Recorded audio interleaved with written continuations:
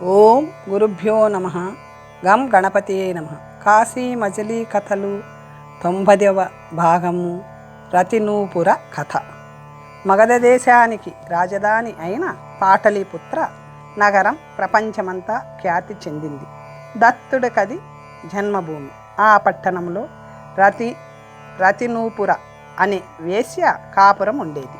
విద్యలలోనూ రూపంలోనూ వైభవంలోనూ ఆ వేశ్య కొన్నాళ్ళు ఒకరితో, మరికొన్నాళ్ళు అనేక మందితో, కొన్నాళ్ళు ఒంటరిగా ఉంటూ చాలా ధనం ఆర్జించింది. ఆమె వద్దకు వస్తే కుబేరుడు లాంటి వీటుడైనా సరే జోగి అవ్వవలసిందే. భూములు మేడలు చాలా సంపాదించినా ఆమెకు సంతానం కలగలేదు. అందుచేత సంతానాభిలాషతో వ్రతాలు, దానాలు, ధర్మాలు చేస్తూ ఉండేది. ఆమె నడి వయసులో ఏ విప్రుడి ప్రభావం వల్లనో 2 ఆడపిల్లలు పుట్టారు. వేశ్యకి ఆడపిల్లలు పుట్టడం అంటే అత్యంత అదృష్టమే. మరి వాళ్ళకి చిత్రసేన, రతిమంజరి అనే పేర్లు పెట్టింది. వయసు రాగానే వాళ్ళకి సంగీత సాహిత్యాలు నేర్పించింది. వీణాగానంలో వాళ్ళని మించిన వారు లేరని వాడుక వచ్చింది. బంగారానికి పరిమళం అబ్బినట్లు వారికి చక్కదనం కూడా తోడయింది. వారి సౌందర్యాన్ని చూడాలని, సంగీతాన్ని వినాలని, విద్యలను తెలుసుకోవాలని ఎందరో విటశిఖామణులు ప్రయత్నిస్తున్నా ఎవ్వరికి అవకాశం ఇవ్వక అంతఃపుర స్త్రీలలాగే మెలగసాగారు. వారినిద్దరిని వేశ్యావృత్తిలో ప్రవేశపెట్టదలిచి రతినూపుర ఒకనాడు వారికి వేశ్యా ధర్మాలు బోధించింది. బిడ్డలారా, మీరు మనోహర రూపంతోనూ విద్యలతోనూ అసామాన్యంగా ఉన్నారు. మీ నిమిత్తం ఎందరో ధనవంతులు మన ఇంటి చుట్టూ తిరుగుతున్నారు. మీరేమో వేశ్యలను ఆపేక్షిస్తూ విటుల మోహం చూడక కులశ్రీల వలె ఒదిగిపోయి ఉంటున్నారు. మన నిమిత్తం విద్వాంసుల చేత రాయబడిన వైశిక ప్రకరణం ఒకటి మీకు వినిపిస్తాను. కామకులకు శరీరమిచ్చి డబ్బు సంపాదించడం వేశ్యల కులధర్మం. కులశ్రీలు రాగాసక్తులు కాగా వేశ్యలు ధనాసక్తులు. గణిక, రూపాజీవ, కుంభదాసి అని వేశ్యలు 3 రకాలు. పుణ్యకార్యాలు చేస్తూ ఒకరినే పతిగా గ్రహించి ధనం సంపాదించేది గణిక. సౌందర్యము సామాన్యమైన వస్తు ప్రగల్భ కలది రూపజీవ. రాచశ్రీల వద్ద సంచరించే దాదులు కుంభదాసీలు. నట శిల్పకారుల భార్యలు భర్త మరణానంతరం వేశ్యావృత్తి వహిస్తారు. వారిని శిల్పికారకలంటారు. వీరందరిలోనూ గణికయే ఉత్తమురాలు. ఆత్మస్థుతి చేసుకునేవాడిని, త్యాగశీలుణ్ణి, స్వతంత్రుడిని, ధనికుడిని పతిగా పరిగ్రహించాలి. కామపరులైన పురుషులు వేశ్యల కపటాలను నమ్ముతారు. నాయకుణ్ణి తొందరపడి అంగీకరించకూడదు. అతని గుణాలు పరిశీలించాలి. అతనిని రంజింపచేయడానికి అనేక ఉపాయాలు ఉన్నాయి అంటూ అవన్నీ చెప్పిన తల్లిని చూసి వాళ్ళిద్దరూ, అమ్మ, నీ ఉపన్యాసం ఇక నిలుపు. వేశ్యావృత్తి ఎంత నీచమైంది, ఎంత నిందించదగింది. నువ్వీ ధనమంతా అలాగే సంపాదించావు కాబోలు. అయ్యో, మేము ఇలాంటి కులంలో పుట్టామేమి? దుర్మార్గుడు, కురూపి, జాతి శూన్యుడు, క్షయరోగి, గుడ్డివాడు ఎవడైనా సరే విత్తమిస్తే చాలు అతనికి దేహం అర్పించాలా? ఇంతకంటే నీచం ఇంకేమైనా ఉందా అమ్మా? మేఢలు, ధనము ఎంత సంపాదించినా, కోటికి పడగలెత్తినా వేశ్య బ్రతుకు అసహ్యమే. కాపరాలు కూల్చి, అబద్ధాలాడి, ధర్మాలు వదిలి, కపటంతో విటులను జోగులను చేసే గణికలు యమభటుల కంటే భయంకరులు. దేహం అశాశ్వతం. ఇహపరాలు ఆలోచించి చూస్తే స్త్రీకి భర్త అవసరం. ఒక మంచివాడిని వివాహం చేసుకుని హాయిగా ఉంటాం అన్నారు వారు. రతినూపుర తన కోపాన్ని దాచుకుని చిరునవ్వు నవ్వుతూ, బిడ్డలారా, పెళ్లాడే తలంపు మీకెందుకు కలిగింది? ఇది ఎవరి ఉపదేశం? అత్తమామలకు జవాబు చెబితే తప్పు, చెప్పకపోతే తప్పు, వీధిలో నిల్చుంటే తప్పు, ఏం చేసినా తప్పే. ఇవన్నీ ఎలాగో భరించినా భర్త కోపదారి అయితే ఆమె పడే పాట్లు దేవుడికే తెలియాలి. మగనాలి తనం శత్రువులకైనా వద్దు అంది. కానీ వారు తమ మాటని వదలలేదు. అప్పుడు రతినూపుర మొగుడు చిరకాలం జీవించి ఉంటాడని లేదు. కర్మకాలి విధవైతే నేల మీద పడుకోవాలి, భోగాలన్నీ వదిలేయాలి, విరాగిలా బతకాలి. స్త్రీలు కామాన్ని జయించగలరా? నా మాట వినండి, పెళ్లి మాట వదిలేయండి, కులవృత్తి స్వీకరించండి అని బతిమాలింది.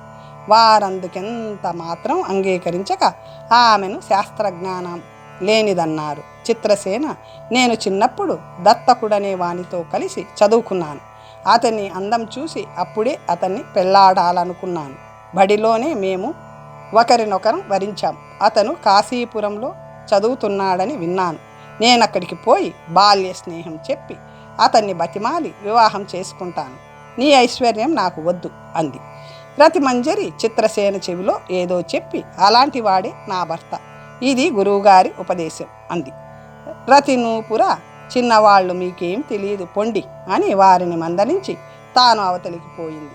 అంతవరకు చెప్పి మణిసిద్ధుడు కథ ఆపాడు. గోప, మనము బయలుదేరవలసిన వేళ అవుతోందిలే, మజిలీ చేరాక తరువాత కథ తీరిగ్గా చెప్పుకుందాం అన్నాడు. చిత్రసేన రతిమంజరుల కథ. గురువు చెప్పిన శుభదినాన రతిమంజరి తెల్లవారుజామునే లేచి స్నానం చేసి చక్కగా అలంకరించుకొని, అక్క, నా భాగ్యం ఎలా ఉందో, భర్తను వరించే సమయం సమీపించింది. ఇప్పుడే పోయి వీధి తలుపులు తీసేసరికి మన అరుగు మీద మొదట ఎవడు కనపడతాడో అతనిని ప్రాణేశ్వరుడిగా భావించి ఈ పూలదండ అతని మెడలో వేస్తాను. గురువు అలాగే ఉపదేశించాడు. కానీ అక్కడ ఎవరూ లేకపోతేనో అంది. అందుకు చిత్రసేన, చెల్లి, మహాత్ముల మాటలు తప్పవు. వారు చెప్పినట్లు చేస్తే మంగళమే అవుతుంది. ముహూర్తం సమీపించింది, పద అంది. అప్పటికి చీకట్లు పడుతున్నాయి, చీకట్లు విడుతున్నాయి, వెలుగురేఖ వస్తుంది. రతిమంజరి చేతిలో పూలదండతో భగవంతుని ధ్యానిస్తూ తటాలను ద్వారం తెరిచింది. జలతారు రత్న శాలువ కప్పుకొని తేజస్శాలి అయిన ఒక విప్రకుమారుడిని చూసింది. ఆమె సంతోషానికి అవధులు లేవు.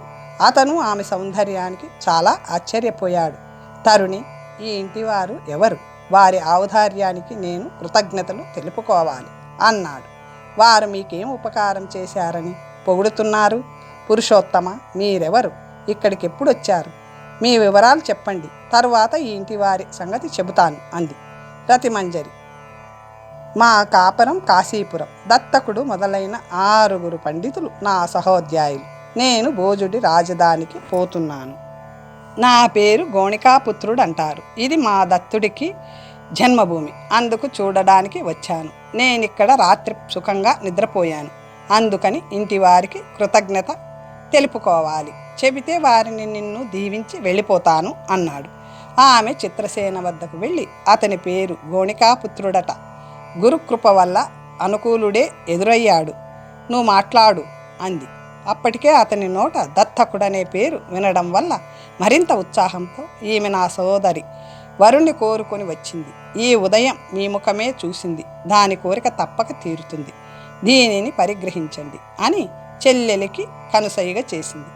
రతిమంజరి పూలదండను ఇది నా హృదయమే అంటూ అతని మెడలో వేసింది. మీరే నా భర్త అంది తల వంచుకొని. అతను విభ్రాంతుడయ్యాడు. ఇది నిజమా, కళ? నా మొహమే తెలియని ఈమె ఇలా ఎందుకు చేసింది? నన్ను మరెవరో అనుకోలేదు కదా. స్త్రీ వ్యామోహం ఎంత విచిత్రమైంది. ఇది వేశ్యాగృహమనే చూసిన ఆమె మాటలలో ధ్వనించింది. వీరిద్దరూ వేశ్యాపుత్రికలు. నా పటాటోపం చూసి కపట ఉపచారాలు చేస్తున్నారు. వీళ్ళు చదువుకున్న వారిలా ఉన్నారు, చూద్దాం అని మనసులో అనుకున్నాడు. విదూషీమణి, కామి, సుఖార్తుడు, అజ్ఞాని, స్వతంత్రుడు, అభిమాని, నపుంసకుడు ధనవంతులై ఉంటే వారి దారిద్ర్యం అంతా లాగివేసి తల్లి చేత వెళ్ళగొట్టించడం మీ కులధర్మం. కానీ నేను వారిలో ఏ ఒక్కడిని కాను. మీ కపట కృత్యాలు నా దగ్గర ఎందుకు? మరెవరి మీదైనా ప్రయోగించండి. మీ సత్కారానికి ఆనందం దీవించిపోతాను అన్నాడు అతను. ఆర్య, మేము వేశ్యాపుత్రికలం అవ్వడం నిజమే. కులవృత్తి విసర్జించి కులశ్రీ కావాలనుకుంటున్నాం. ఇది నా చెల్లి రతిమంజరి. ఒక దేశీకుడు నేటి ఉదయం ఈ వేదిక మీద ఉన్నవాడిని పతిగా చేసుకోమని దీనిని ఆదేశించాడు. పూర్వపుణ్యం వల్ల మీరు కనిపించారు. మాకు మొదట నుంచి పండితులను పతిగా పొందాలని కోరిక. మీరు చెప్పిన మీ మిత్రుడు దత్తకుడు నేను ఒక బడిలో చదువుకున్నాం. అతని తండ్రి మధురుడు. అతనిని పెంచలేక తల్లి లేని అతనిని ఎవరికో పెంపకానికి ఇచ్చేశాడని నేను విన్నాను. ఆవిడ అతని చదువు పట్ల చాలా శ్రద్ధ వహించింది. నాకంటే 2 ఏళ్ళు పెద్ద అయిన అతన్ని బావా అని పిలిచేదాన్ని. అతను నన్ను పెళ్ళామని ఆశయాలాడేవాడు. అతను పండితుల వద్ద శాస్త్రాలు అభ్యసించడం మొదలుపెట్టాక మా స్నేహానికి అంతరాయం కలిగింది. అంతవరకు మేమిద్దరం ఒకరిని విడిచి ఒకరు ఉండలేకపోయేవాళ్ళం. ఆయన కాశీకి పోయినప్పుడు నేను ఊళ్ళో లేను. తరువాత వచ్చాను. చాలా విచారించాను. స్నేహానికి దూరం లేదు కదా. నా మనసు వారి మీదే ఉంది. వారినే పెళ్ళాడతాను. మీరు దీన్ని పరిగ్రహించి మమ్మల్ని వెంటబెట్టుకు పొండి. నేను మీ ఇద్దరికి సేవలు చేస్తాను. మా తల్లి మమ్మల్ని వృత్తిలోకి దింపాలనుకుంటుంది. కానీ మాకు కులవృత్తి ఇష్టం లేదు. కవీంద్రులకి మహారాజులు కూడా సాటి రారు. మా ప్రార్థన ఆలకించండి.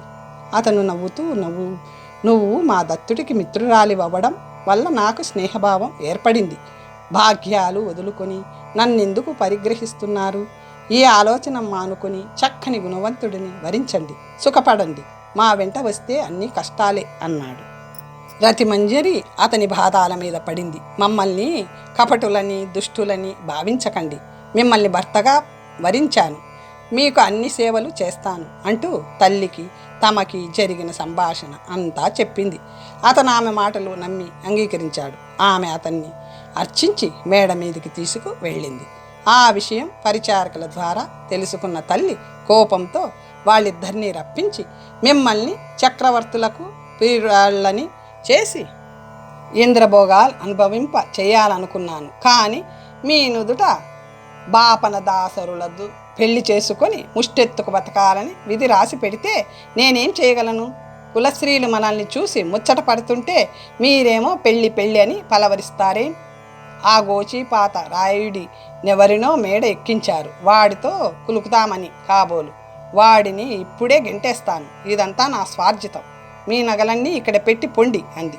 తల్లి, నువ్వెందరి ఇళ్ళో కూల్చి సంపాదించిన ఈ ద్రవ్యం అనుభవిస్తే మహాపాపం వస్తుంది. మాకొద్దు అంటూ అన్నీ వదిలి పెట్టి మామూలు బట్టలు ధరించి ఆ విషయమంతా గోణికాపుత్రుడికి చెప్పారు.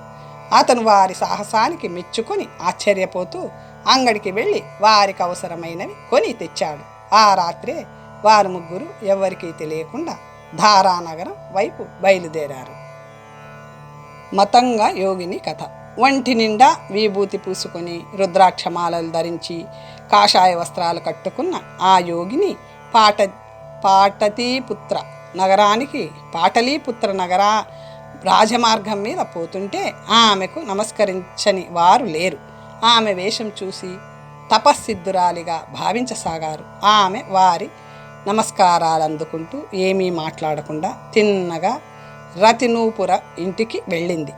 ఎప్పుడూ సందడిగా ఉండే ఆ ఇల్లు నిశ్శబ్దంగా ఉన్నందుకు ఆశ్చర్యపోతూ ఆమె ఢాకిని నామస్మరణ చేస్తూ లోపలికి వెళ్ళింది. మంచం మీద పడుకున్న రతినూపుర ఆమెను చూడగానే దిక్కున మంచం దిగి ఆమె పాదాలకు నమస్కరిస్తూ, తల్లి, నా కూతుళ్ళు నన్ను వదిలిపోయారు అంటూ ఏడ్చి ఆ కథంతా చెప్పుకుంది. అది విన్న యోగిని ముఖం చిన్నబోగా, వాళ్ళు ఎటువైపు పోయారో చెప్పగలవా అని అడిగింది. ఆమె తెలియదంది. యోగిని, నేనిప్పుడు నీ కూతుళ్ళని చక్రవర్తికి భార్యలని చేసే ఉద్దేశంతో వచ్చాను. కానీ నా రాక నిష్ఫలమయ్యింది. మహాపుర నగరాధీశ్వరుడు విపులుడనే రాజు నవరస రసికుడు రూపంలో మన్మధుడే.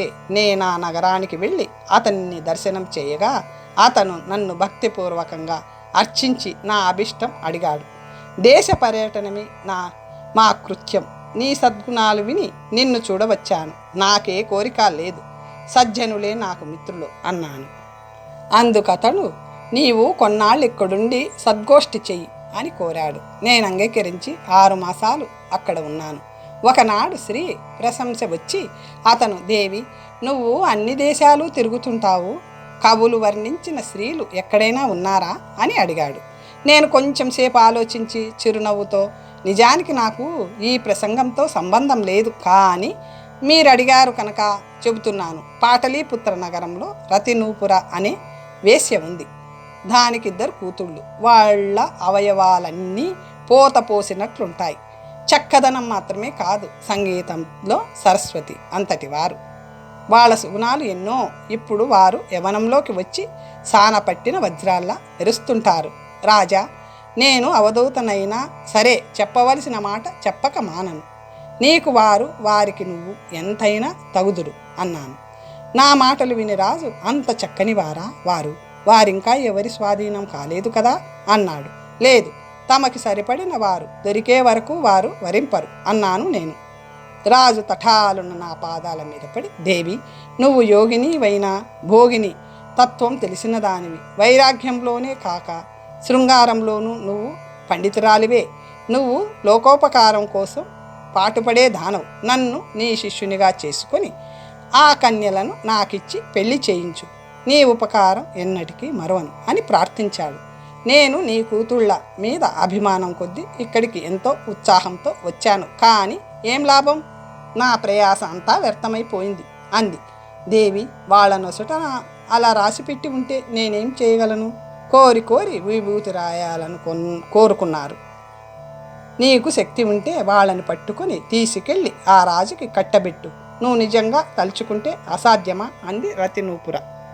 ఆ మాటలు విని ఆ అవధూత తల పంకించి వారి ఆనవాళ్లు తీసుకొని బయలుదేరి వారి జాడలు కనుక్కుంటూ కొన్నాళ్ళు దేశం తిరిగింది. కొంతకాలానికి ఒంటరిగా కాంతా కనకాలు ఒంటరిగా లభిస్తే ఎలాంటి వాడికైనా ఆశ పుడుతుందని గోణికాపుత్రుడు చిత్రసేనకి రతిమంజరికి పురుష వేషాలు వేయించి ధారానగరం తీసుకెళ్ళసాగాడు. మహాపురంలో ఒక సత్రంలో వారు బస చేసి ఉండగా మతంగా యోగిని అక్కడికొచ్చి 4 మూలల వెదకసాగింది. చిత్రసేన ఆమెను గుర్తుపట్టి గోణికాపుత్రుడితో, ఆ యోగిని అప్పుడప్పుడు మా ఇంటికి వచ్చేది. మా తల్లికి దీని యందు భయభక్తులు ఎక్కువ. అది పంపగా ఇది వచ్చిందేమో అంది. అప్పుడు అతను ఆమె వద్దకు పోయి, నీవెవరివి, ఎందుకు వెతుకుతున్నావు, ఏం పని అని అడిగాడు. బాబు, మొన్న రాజ్యసభలో సంగీతం పాడిన గాయకులు ఇక్కడున్నారని విన్నాను. వాళ్ళని చూడాలని వచ్చాను. వారెక్కడున్నారో చెప్పగలరా అని అడిగింది. నీవు సంగవర్జితురాలివి. శృంగార రస దీపకమైన సంగీతంతో నీకేం పని? సంగీతం వింటుంటే నా మనసు పరబ్రహ్మంలో లీనమవుతుంది. నేనెందరో గాయకుల సంగీతం విన్నాను. అందుకే దేశాటనం చేస్తాను. ఈ దేశాధిపతి విపులుడు. నా పట్ల గురుభక్తి కలవాడు. మొన్న వారి వద్ద ఏవో పాడారట. ఆ గానాన్ని అతను చాలా మెచ్చుకుంటున్నాడు. నేనప్పుడు ఊళ్ళో లేను. వాళ్ళు ఈ ఛత్రంలో ఉన్నారంటే చూద్దామని వచ్చాను. వారు మీరే అయితే నేను ధన్యురాలిని. కొంచెం పాడి నాకు ఆనందం కలిగిస్తారా? మిమ్మల్ని దీవించిపోతాను అంది. అతను చిత్రసేనను కొంచెం సేపు పాడమని కోరాడు. పురుషవేషంలో ఉన్న చిత్రసేన వీణతో గొంతు కలిపి పాడగా ఆ యోగిని, ఓహోహో, ఎంతకాలానికి ఇలాంటి సంగీతం విన్నాను. చెవుల తుప్పు వదిలింది. ఇలాంటి సంగీతం పాటలీపుత్ర నగరంలో రతినూపుర పుత్రికలు పాడుతుండగా విన్నాను. ఇంత మనోహరంగా వారు తప్ప మరెవరూ పాడలేరు అని పొగిడి మరొక గీతం మరొకటి అంటూ పాడించుకుంటూ తల ఊపింది. అవధూత, నీ చిత్తం పరబ్రహ్మయత్తం అయిందా? ఆనందం అనుభవించావా? ఇక చాలునా అని అడిగాడు గోణికాపుత్రుడు. బాబు, ఎన్నాళ్ళైనా వినగలను, పాడలేక కానీ. నువ్వు వినగలవు కానీ పాడేవాళ్ళకి ఓపిక ఉండొద్దు, వేదాంతివి కదా అని పాడాడు కానీ విత్తం చూపనిదే వీణ తీయడు. ఇక వెళ్ళు అన్నాడు అతను నవ్వుతూ. బాబు, ఇతరులను నేనెప్పుడూ కష్టపెట్టను. మీరు నా నిమిత్తం పాడక్కర్లేదు. మీరు పాడినప్పుడే వింటాను. మీతో రావడానికి అంగీకరిస్తారా అందామె. అందుకతను, నువ్వు మాతో రావద్దు, నువ్వు యోగినివి, మేము భోగులం అని చెప్పేశాడు ఖచ్చితంగా. అప్పుడు ఆ యోగిని విపులుడి దగ్గరకు పోయి, మహారాజా, వాళ్ళు రతినూపుర పుత్రికలే. గడుసువాడైన ఆ బ్రాహ్మణుడు వారికి పురుషవేషాలు వేసి తీసుకుపోతున్నాడు. నన్ను వారితో రావద్దన్నాడు. పాపం, రతినూపుర ఇద్దరిని మీకు ఇవ్వడానికి సిద్ధంగా ఉంది. ఇప్పుడు మనం ఏం చెయ్యాలో ఆలోచించండి అంది. నువ్వు వాళ్ళని కలుసుకొని నా గురించి వివరించి నా అభిలాష తెలియజేయి. వాళ్ళు వస్తారు. రాకపోతే అప్పుడు ఆలోచిద్దాం. నీకు చెప్పవలసిన పని లేదు, ప్రౌఢురాలివి అంటూ దారి ఖర్చుకి కొన్ని దినారాలిచ్చి చేయవలసింది చెప్పి రాజు ఆమెను పంపాడు. గోణికాపుత్రుడు వారితో కలిసి దేశ విదేశాలు చూస్తూ మెల్లగా వెళ్తుండడం వల్ల 10 రోజులకే యోగిని వారిని కలుసుకోగలిగింది. అతను ఆమెను పలకరించలేదు. అయినా ఆమె నేనేం చేశానని నా మీద కోపగిస్తున్నావు, ఒక్క పాట పాడించవా అంటూ ప్రాధేయపడింది. అతను వద్దన్నా వారితో పాటే తిరగసాగింది. ఒకనాడు అతను లేని సమయం చూసి, బిడ్డలారా, మిమ్మల్ని నేను గుర్తుపట్టాను. మీరు రతినూపుర పుత్రికలు. మీరు కన్ను కప్పి వచ్చేశారు. మీకోసం మీ తల్లి మంచం పట్టింది. అది అలా ఉంచండి. మీకొక శుభవార్త. విపులుడనే మహారాజు వద్ద మిమ్మల్ని చాలా పొగిడాను. అతను మిమ్మల్ని చేపడతానంటున్నాడు.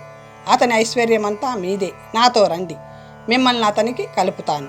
ఈ ముష్టి బ్రాహ్మణుడి వెంట వెళ్ళి ఏం పాముకుంటారు అంది అనునయిస్తూ.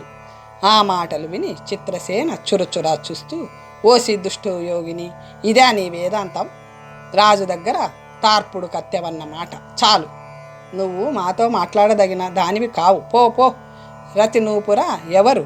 విపులుడెవరు? మేము నువ్వు అనుకున్న వాళ్ళం కాం. భ్రమపడ్డావు. మా కవీంద్రునికి కోపం ఎక్కువ. ఈ మాటలు వింటే శిక్షిస్తాడు అంది.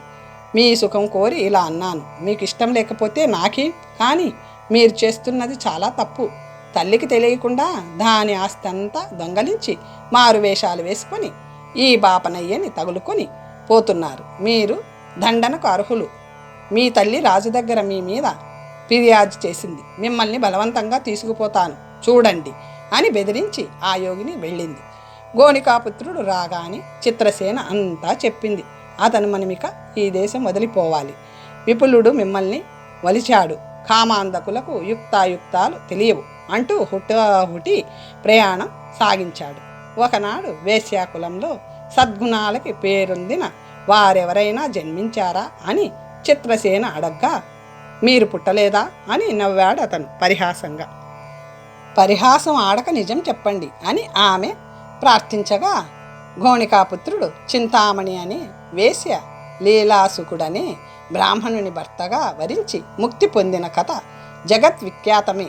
మీరు వినలేదా అన్నాడు. వారు ఆ కథను చెప్పమని కోరగా అతను ఇలా చెప్పసాగాడు. చింతామణి కథ. రూప యౌవన శీల విద్యలలో చింతామణి అనే వేశ్య చాలా ప్రసిద్ధి చెందింది. ఎన్నో శృంగార శతకాలు చదివి కామతంత్రాలు తెలుసుకొని కామకళా రహస్యాలను అర్థం చేసుకుని యవ్వనం వచ్చేసరికి శృంగార కళలో పండితురాలయ్యింది. పూర్వజన్మ వాసనను బట్టి దుష్టవిటులను ఆదరించిన యవ్వనం ఉదయించేసరికి ఏకచారిణి వ్రతం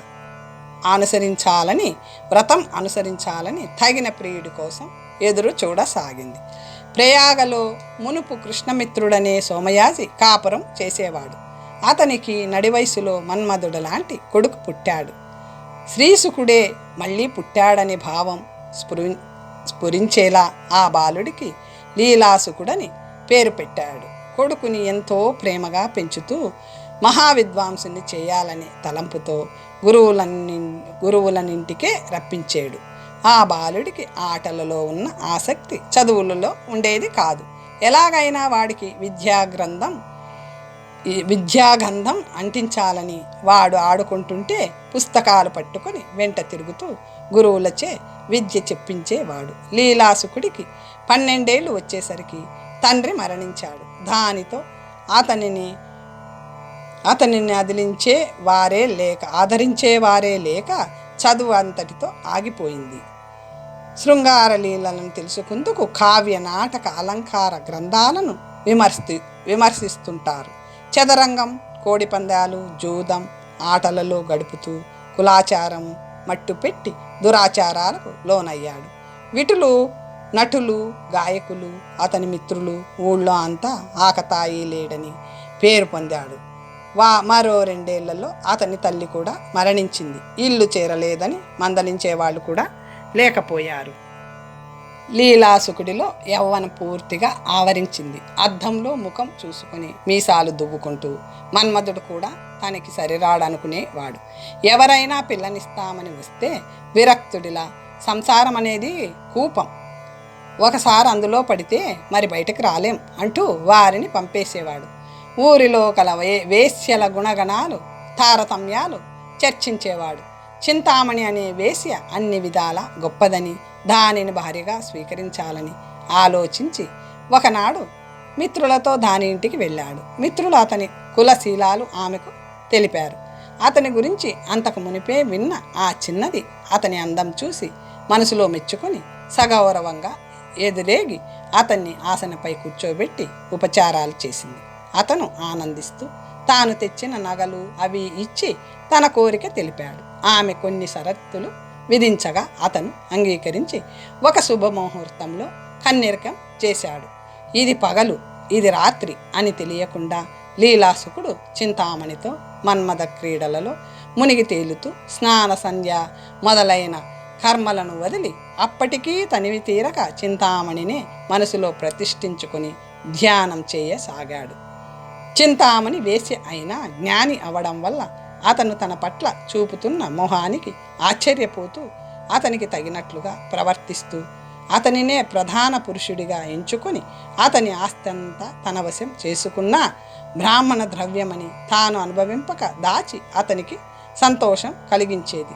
ఒక ఏకాదశి నాడు దగ్గరలో కల విష్ణు ఆలయంలో పురాణం చెబుతుంటే ఆమె వెళ్ళి భక్తి శ్రద్ధలతో వింది. మాతాపితరులని పూజించాలి, వారు చనిపోయాక పిండోదకాలు ఇవ్వాలి. పితృసేవ కంటే గొప్పది మరేది లేదు. తల్లిదండ్రులకి ఆబ్దికాలు పెట్టి బ్రాహ్మణులను అర్చించని వాడు జీవోత్సవమే అని పౌరాణికుడు చెప్పగా ఇంటికి వచ్చాక లీలాసుక, నువ్వు తల్లిదండ్రులకి ఆబ్దికాలు పెడుతున్నావా అని అడిగింది. 4-5 సంవత్సరాల నుంచి పెట్టడం లేదు అన్నాడు అతను.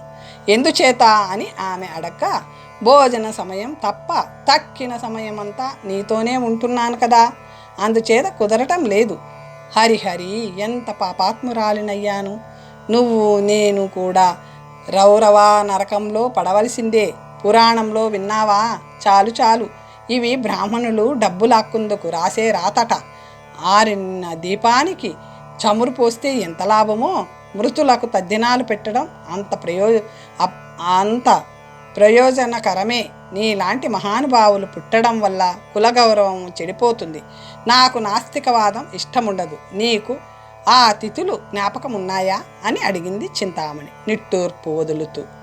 మా పౌరోహితుడికి జ్ఞాపకం ఉండొచ్చు అన్నాడు అతను. రేపు అతన్ని తీసుకొచ్చే వరకు మీతో మాట్లాడను అని ఆమె పెడమొహం పెట్టుకుని తన గదిలోకి పోయింది. దీనిని గుడికి పోనివ్వడం నా తప్పయింది. తద్దినం పెట్టే వరకు నన్ను వేపుకు తింటుంది కాబోలు. శృంగారానికి విఘ్నం వచ్చింది అని విసుక్కుంటూ అతను మర్నాడు పురోహితుణ్ణి తీసుకువచ్చాడు. చింతామణి అతనికి నమస్కరించి కూర్చోబెట్టింది. అయ్యా, మీలో తద్దినం పెట్టని వాడికి ఏం శిక్ష విధిస్తారు? కులంలో నుంచి వెలివేస్తారు. అతని పంక్తిని ఎవరూ భోజనం చేయరు అని చెప్పాడు పౌరోహితుడు. మీ శిష్యుడు అలాంటి తప్పు చేస్తుంటే మీరెందుకు మందలించలేదు? శిష్యుడి పాపం గురువుదే కదా.